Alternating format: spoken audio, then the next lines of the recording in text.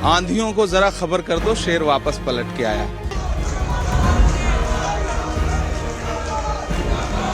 कांग्रेस नेता राहुल गांधी की लोकसभा में वापसी हो चुकी है। लोकसभा सचिवालय ने राहुल की सांसदी बहाल किए जाने से जुड़ा नोटिफिकेशन जारी कर दिया है।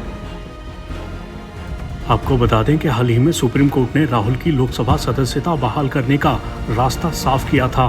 दरअसल सुप्रीम कोर्ट ने मोदी सरनेम केस में राहुल की दोष सिद्धि पर रोक लगा दी थी। सुप्रीम कोर्ट ने गुजरात हाई कोर्ट के फैसले को चुनौती देने वाली राहुल की याचिका पर सुनवाई के बाद दोष सिद्धि पर रोक लगाई थी। हाई कोर्ट ने बीजेपी विधायक पूर्णेश मोदी की ओर से दायर मानहानि मामले में राहुल की दोष सिद्धि पर रोक लगाने के अनुरोध वाली उनकी याचिका खारिज कर दी थी। इस मामले में राहुल ने अपने बयान के लिए माफी मांगने से इनकार कर दिया था, लेकिन सुप्रीम कोर्ट से अनुरोध किया था कि उनके बयान की वजह से शुरू हुए आपराधिक मानहानि मामले में उनकी दोष सिद्धि पर रोक लगाई जाए।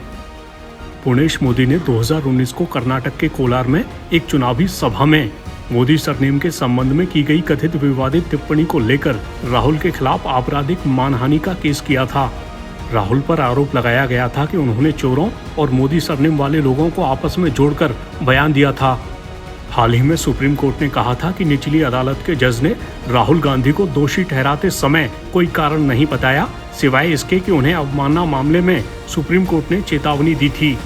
दरअसल सुप्रीम कोर्ट ने राफेल मामले के संबंध में प्रधानमंत्री नरेंद्र मोदी के खिलाफ उनकी चौकीदार चोर है टिप्पणी पर राहुल गांधी द्वारा बिना शर्त माफी मांगे जाने के बाद उनके खिलाफ अवमानना कार्रवाई बंद करते हुए भविष्य में उन्हें और ज्यादा सावधान रहने की चेतावनी दी थी।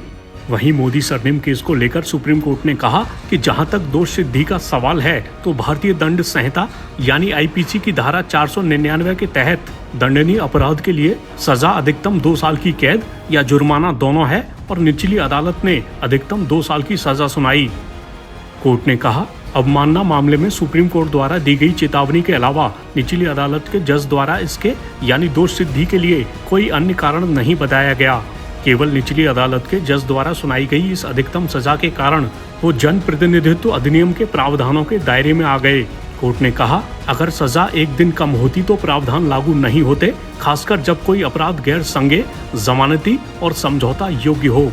निचली अदालत के जज से कम ये अपेक्षा थी कि वो अधिकतम सजा देने के लिए कुछ कारण बताते। हालांकि अपीलीय अदालत और हाईकोर्ट ने दोष सिद्धि पर रोक को खारिज करने के लिए काफी पन्ने भरे हैं, लेकिन उनके आदेशों में इन पहलुओं पर विचार नहीं किया गया है।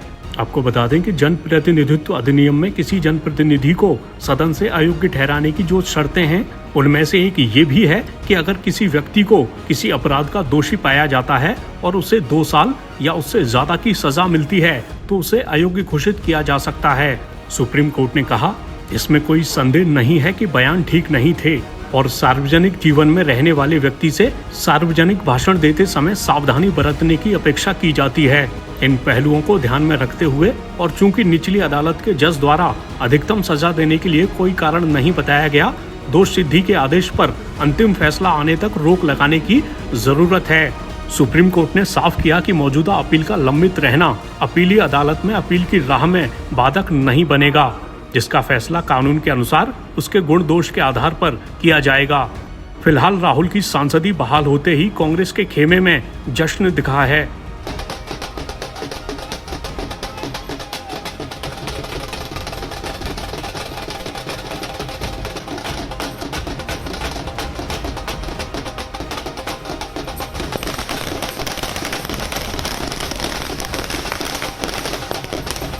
इस मामले पर बीजेपी नेताओं ने कुछ इस तरह की प्रतिक्रियाएं दी हैं। फिर से लोकसभा सेक्रेटरी के द्वारा बहाल कर दी गई है, उसके बाद कांग्रेस पार्टी जश्न के मूड में मनाए। जश्न देखिए, उनको दोष मुक्त नहीं किया गया, केवल उनकी सजा पर रोक लगाई गई है और अभी भी उनकी अपील पेंडिंग है कोर्ट के अंदर।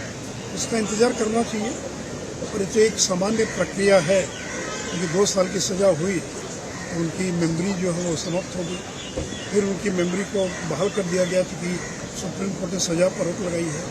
तो वो अभी एक्विटल नहीं हुआ है, वो दोष मुक्त नहीं हुए हैं। अभी भी जो आरोप था वो अभी भी बरकरार है और कोर्ट ने ये भी कहा कि it was not in a good taste, इसलिए कोर्ट ने इतनी कड़ी टिप्पणी की राहुल गांधी के बारे में।